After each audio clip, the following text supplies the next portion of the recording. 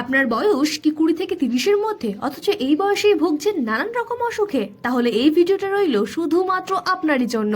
Hello everyone, আমি নূপুর আর আপনারা দেখছেন মিস ব্রাউনি ডেইজি। এখানে আছে কয়েক ধরনের বাদাম, যেরকম আখরোট, কাঠবাদাম, চীনা বাদাম, এবং তার সাথে আছে কিছু বীজ, তিসি, তিল ও চাল মগজ, এবং তার সাথে কিছু খেজুর। এরপর একটা খালি তাওয়ায় আলাদা আলাদা করে বাদাম এবং বীজগুলোকে ভেজে নিয়ে মিক্সার গ্রাইন্ডারে ভালো করে গুঁড়ো করে নেব। তারপর একটু গুঁড়ো করে নেব খেজুরগুলোকে, এবং ঠিক তারপরেই একটা কড়াইয়ে ভালো করে গরম জল আর তার সাথে একটু গুড় মিশিয়ে ভালো করে জাল দেব। ততক্ষণ অব্দি জাল দিতে হবে যতক্ষণ না গুড়টা আঠালো হয়ে আসছে। প্রথমবারটা আমার একটু পাতলা হয়েছিল, তাই আমি আবার জাল দিই এবং সেটাকে আরো আঠালো করি। গরম থাকতে থাকতেই ভালো করে নাড়ুর পাকগুলো দিতে হবে, নইলে কিন্তু পাক আসবে না আর গোল হবে না, ভেঙে যাবে। যদি এটা নাড়ুর সাইজে হয় তাহলে দিনে 2টো, আর যদি লাড্ডু সাইজে হয় তাহলে দিনে 1টাই খাওয়া যেতে পারে। বেশি খেলে কিন্তু পেট গরম হয়ে লুজ মোশনের সম্ভাবনা আছে, তাই বুঝে শুনে খেতে হবে। গুড় বেঁচে যাওয়ায় মুড়ির মোয়াটা হলো বোনাস পয়েন্ট।